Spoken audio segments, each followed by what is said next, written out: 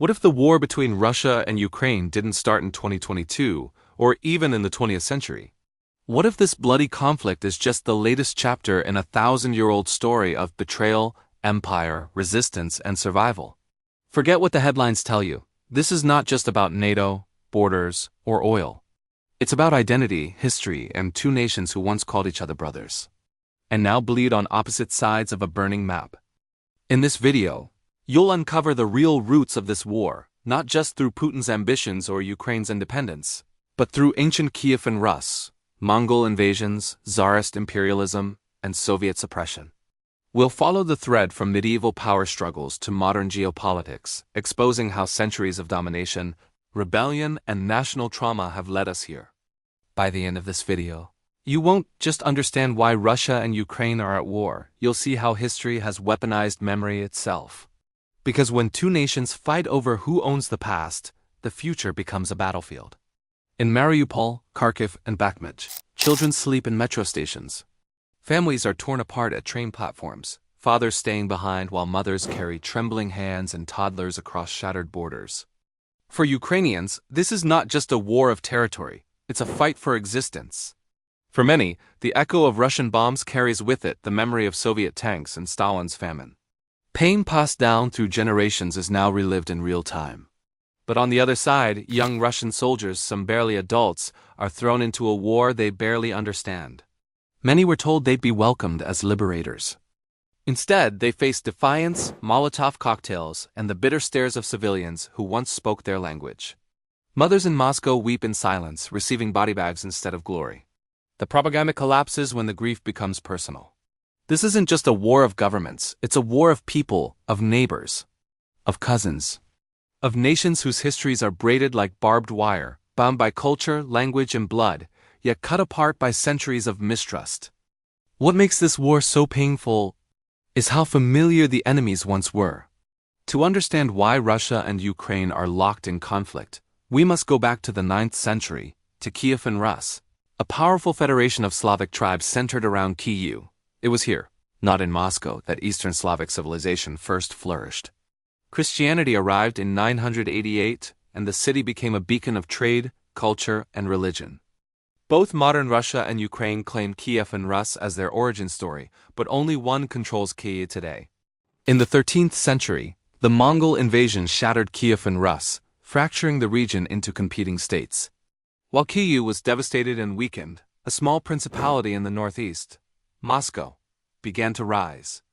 Over centuries, Muscovy expanded aggressively, absorbing surrounding territories and eventually transforming into the Tsardom of Russia. Kyiv and the Ukrainian heartland were caught between empires: the Poles, the Lithuanians, and the ever-growing shadow of the Russian Tsar. By the 17th century, Ukraine found itself divided, the West leaning toward Europe, the East pulled toward Russia. In 1654, a pivotal agreement, the Treaty of Pereyaslav, brought part of Ukraine under Russian protection. Some see this as a union, others as the beginning of occupation. What followed was centuries of Russification, where Ukrainian language, identity, and autonomy were systematically suppressed. Catherine the Great's reign solidified Russian control over vast Ukrainian territories, especially after the annexation of Crimea in 1783. This wasn't just conquest, it was a statement. The Russian Empire sought to define itself not only by power but by inheritance. And that inheritance in their eyes began with Kyiv. As the Russian Empire expanded, Ukrainian culture was pushed further underground. By the 19th century, even the use of the Ukrainian language in schools and publications was restricted. Yet nationalism simmered, especially in western regions like Galicia, which were under Austro-Hungarian influence and freer to develop a distinct Ukrainian identity. The idea of a sovereign Ukraine was no longer a dream, it was becoming a movement. Then came the chaos of the 20th century. The Russian Revolution of 1917 fractured the empire and gave Ukraine a fleeting chance at independence. In 1918, the Ukrainian People's Republic was declared, but it was short-lived. Civil war, foreign invasions, and Soviet intervention crushed the republic by 1921. Ukraine was absorbed into the new Soviet Union, and with that came one of the darkest chapters in its history. In 1932-33, Stalin orchestrated the Holodomor, a man-made famine that killed millions of Ukrainians. While the Soviet government denies intentional genocide, many historians and Ukrainians see it as a deliberate act of punishment against a rebellious people. Villages were starved into submission. Fields were stripped bare. Survivors whispered their stories for decades, passing trauma through silence. World War II brought more suffering. Ukraine became one of the war's deadliest battlegrounds, invaded by the Nazis, then retaken by Stalin. After the war, the region was cemented under Soviet control, but the hunger for freedom never disappeared. It only went quiet, waiting for a new spark. That spark came in 1991. With the sudden collapse of the Soviet Union, Ukraine declared independence in a national referendum, and over 90% voted yes, including a majority in Crimea. For the first time in modern history, Ukraine stood alone, free to define itself. But freedom came with fragility. Ukraine inherited a weak economy, internal divisions, and a neighbor that never truly accepted its departure. Throughout the 1990s and 2000s, Ukraine struggled to balance East and West. Some leaders leaned toward Russia. Others pushed for integration with NATO and the European Union. Tensions rose sharply in 2004. During the Orange Revolution, when mass protests overturned a pro-Russian election result. Russia watched with alarm, not just for Ukraine's political turn, but for the precedent it could set within its own borders. In 2010, pro-Russian President Viktor Yanukovych came to power. But when he rejected a trade deal with the EU in favor of closer ties with Russia, protests exploded. The Euromaidan uprising in 2014 brought millions to the streets.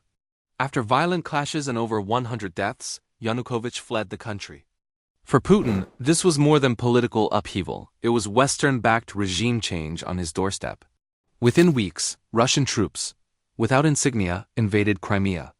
In a controversial and internationally condemned referendum, Russia annexed the region.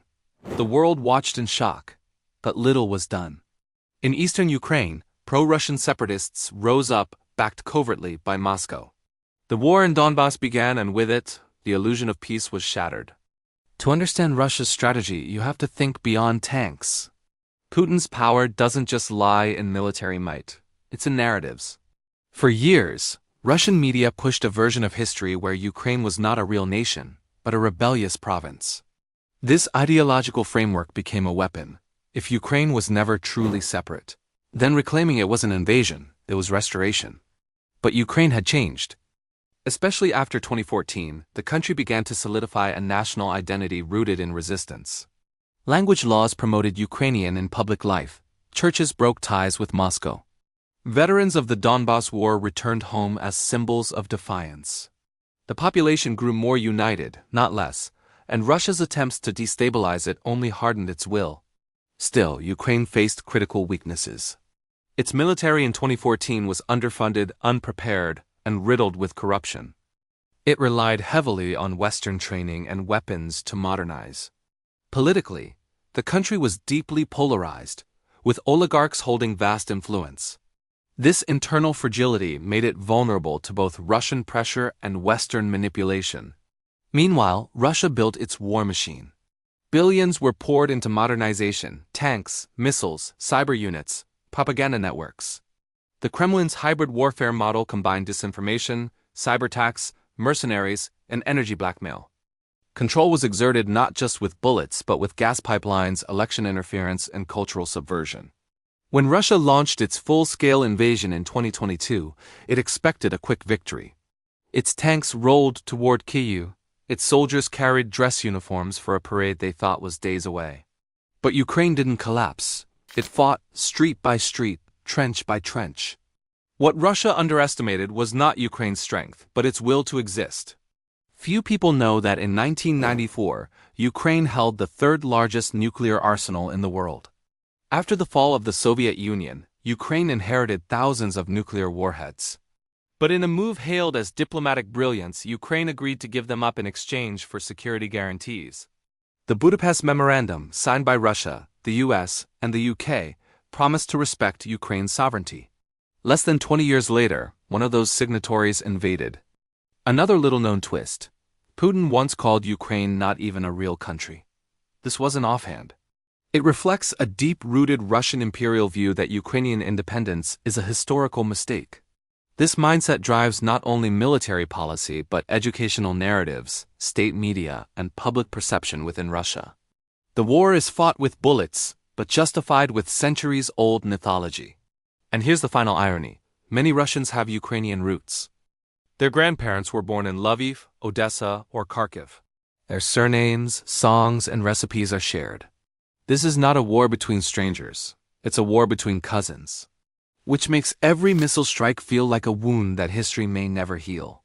The war in Ukraine has reshaped the global order. Countries that once hesitated to take sides now find themselves redrawing alliances. Finland and Sweden abandoned decades of neutrality to join NATO. Germany reversed its pacifist military stance. Across the West, defense budgets soared, not because of ideology, but because Europe realized war was no longer theoretical. Economically, the ripple effects have been massive. Sanctions on Russia sent shockwaves through energy markets, while Ukraine's inability to export grain threatened food security in parts of Africa and the Middle East. This war reminded the world that global trade is fragile and that the battlefield is never truly far from anyone's table. But perhaps the most lasting impact is cultural. The Ukrainian flag has become a symbol of resistance. Ordinary citizens from tech workers to grandmothers became viral heroes. And for authoritarian regimes watching from afar, Ukraine's defiance was both a warning and a threat. People will fight, even when the odds are impossible. In Kyiv, the golden domes still shine, even as air raid sirens echo through the streets. Children paint murals on walls shattered by missiles. Weddings take place in underground stations. Amid the rubble, life insists on continuing. And that, more than any battlefield victory, is the ultimate act of resistance: to live when someone wants you erased. Russia and Ukraine were once pages in the same book. But today, they are writing different stories, and both are using blood as ink. One seeks to reclaim an imagined past. The other is trying to forge a future it was always denied.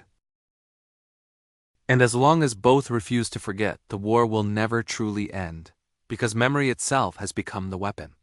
In the end, this isn't just a war of tanks and treaties. It's a war of identity, history, and the dangerous idea that a nation's worth is defined by who controls its past. If there's one lesson in this conflict, it's this: when history is twisted into justification, tomorrow becomes hostage to yesterday.